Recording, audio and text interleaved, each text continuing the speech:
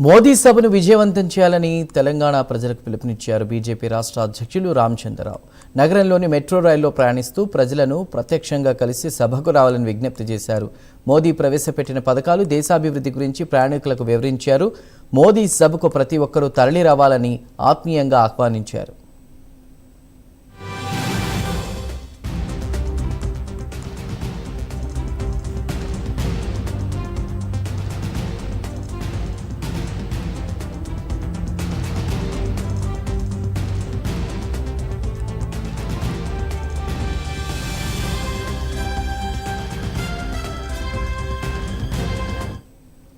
మోదీ సభను విజయవంతం చేయాలని తెలంగాణ ప్రజలకు పిలుపునిచ్చారు బీజేపీ రాష్ట్ర అధ్యక్షులు రామచంద్రరావు.